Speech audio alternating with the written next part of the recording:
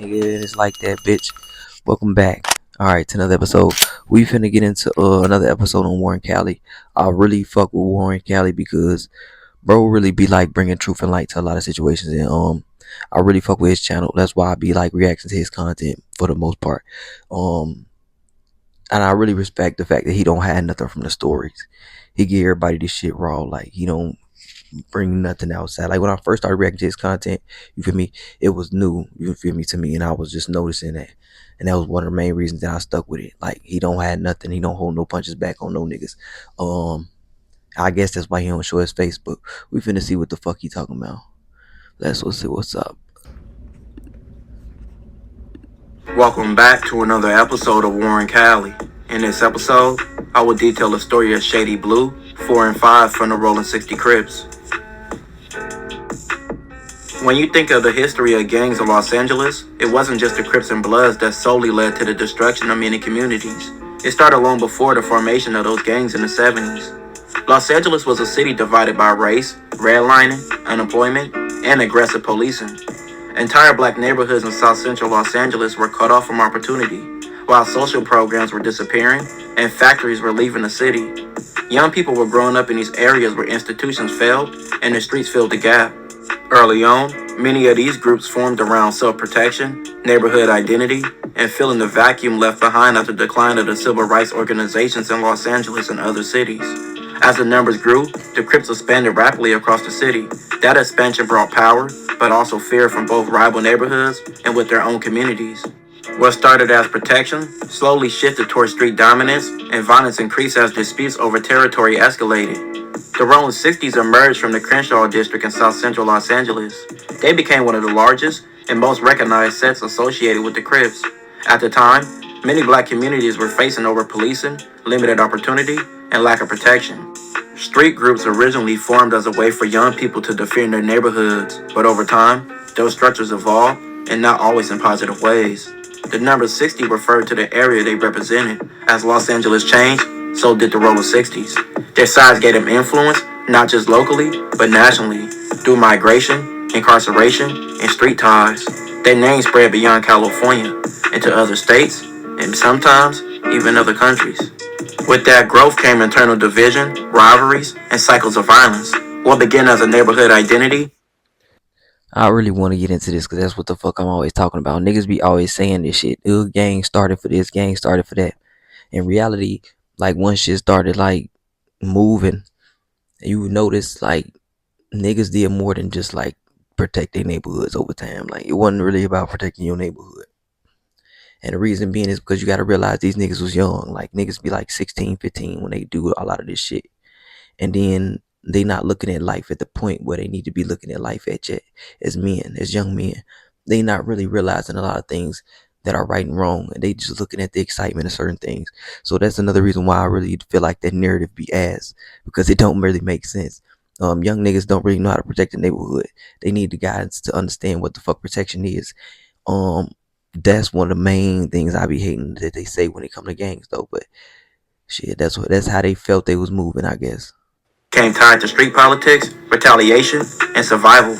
Behind every reputation are families affected, lives lost, and entire neighborhoods stuck in cycles they didn't choose. Many members were teenagers navigating poverty and pressure before they ever understood the long-term consequences. And that leads us to the story. The Rolling 60s have had various members with the same name like many other gangs, and Shady Blue is a name passed down through various members. Shady Blue 4 and 5 would be two young known members from the Rolling 60s. I done heard them niggas' names in Nipsey songs before. I done heard him mention them niggas' names a few times actually. What the fuck? I ain't even really realized that. Let's see what's up. Tiny Shady Blue, or Shady Blue 4, was born Danius Nichols, and Keyron Miller, also known as Infant Shady Blue, or Shady Blue 5, were both members of the 60s. Like most young gang members, both were fully active in their teenage years. You can see along the years them being seen in a lot of pictures with well-known and active rectables from their sections and from other allied gangs. Being an active gang member to many young guys seems fun to a degree. You got the early brotherhood and friendships, and you're basically still a kid getting treated like a grown man or woman. You got drugs around, along with liquor, and you're hanging out with older crowds, and doing a bunch of things you shouldn't be around or see daily. which seems exciting. But it's more cons than positives. Both Shady Blue 4 and 5 will have a life full of trauma being in the streets. They lost countless of friends and people they hung out with. Just off their pictures on their pages, they lost many friends like many people I covered before, like Huckabuck 5 and Crafty 3, who both died on August 27, 2013, and other names like Little Flame, who was killed on March 27, 2014, and even KP, he died on July 17, 2015. His death sparked one of the worst gang wars in the 2010s of Los Angeles. It was called 100 Days, 100 Nights. The street life came with a lot of issues, from facing death, Realize this, man. When you in them streets and you fucking with certain people and they doing certain things, you gonna lose friends. But that's the problem. Niggas is making the wrong decisions and niggas not understanding what decisions they need to be making. But this is why I be hating this shit because niggas keep swearing up and down. Oh man, it'll start off as protection, then it turns into this, but it turns into all of this shit because it's a reaction to every little bullshit thing that you do. And like niggas is always doing bullshit. It's always somebody doing some underhanded snake shit. It's always something going on. Especially when you're in an organization full of guys like like that just got an issue with just being they self. And that's one of the main issues I be feeling like with like gangbangers and shit. Like niggas don't be ready to be they self. Like don't be knowing where to go and what to do, how to be different. They just know how to be together, and that be weak minded. in jail. Both would face jail time. Tiny Shady Blue would go to prison in 2015 and would spend several years behind bars. He wouldn't be released until 2017.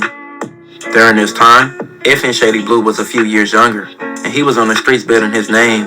Both would be reunited back on the streets in 2017 and lived a life of active members.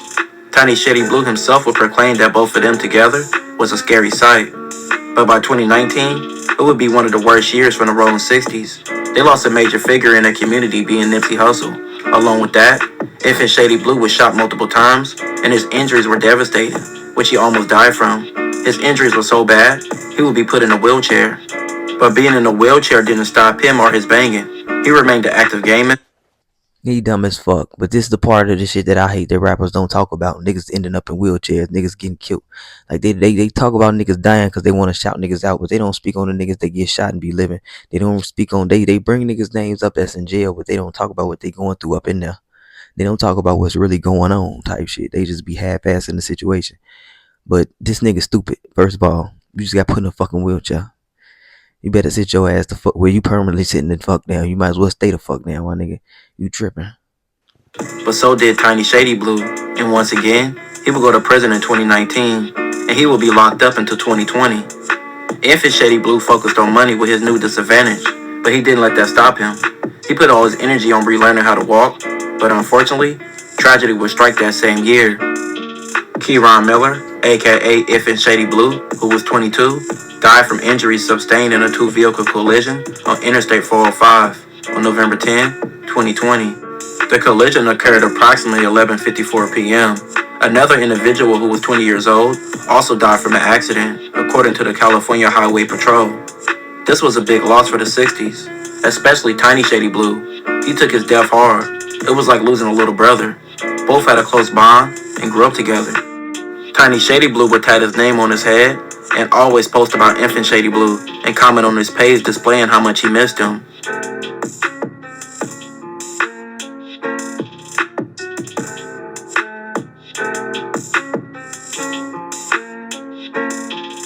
But just another year later, in 2021, more tragedy would strike again. Deputies responded to a scene and found a man suffering from at least one gunshot wound. The man was shot dead in Palmdale. The shooting was reported around 1:25 p.m. near the 100 block of Palmdale Boulevard and near Division Street and Antelope Valley Freeway. According to deputies, the victim was Tiny Shady Blue. Paramedics arrived and declared him dead at the scene.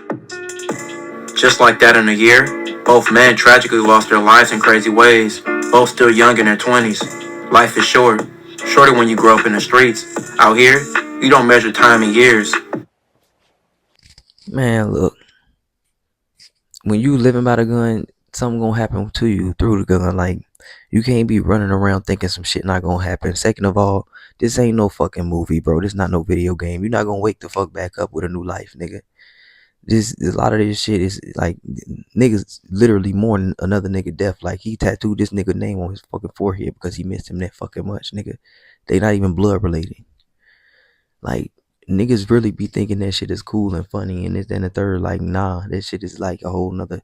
You don't understand what people go through for real. Niggas be out here. A lot of these niggas be out here pretending like they be looking like they fucking with these niggas and they got love for these niggas and these are my niggas, and when they die and stuff like that, they be mentioning them, but they ain't living like, you feel me?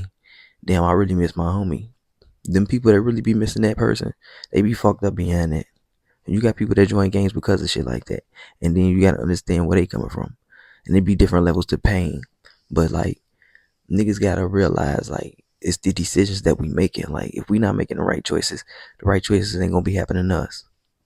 You know what I'm saying? Like people keep trying to act like success come overnight. Like nah, niggas work for that. Niggas don't get that overnight. Niggas die overnight, but niggas can't succeed overnight. Why is that? Because we ain't trying to succeed, and when we start trying to succeed, niggas start trying to stop us.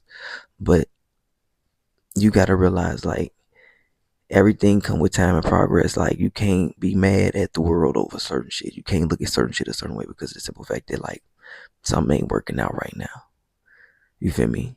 But y'all let me know what y'all think in the comments. I think it's tragic that these two niggas lost their lives back to back like that. Like this is why I really do these videos, because dumb shit like this, you was in a wheelchair still gang banging, like you tripping, my nigga. They should pulled you. If I was your homie, I would have snatched you the fuck up off the streets, nigga. Locked your wheelchair, set your ass in the basement or something, nigga. Sit your little ass down, cause what you gonna do when niggas get to shooting and shit? Where you gonna go? We gonna have to help you up, nigga. Hey, gotta know Get your your shit together, purpose. my Understand what nigga. worth is. They I'm stay gone. lurking,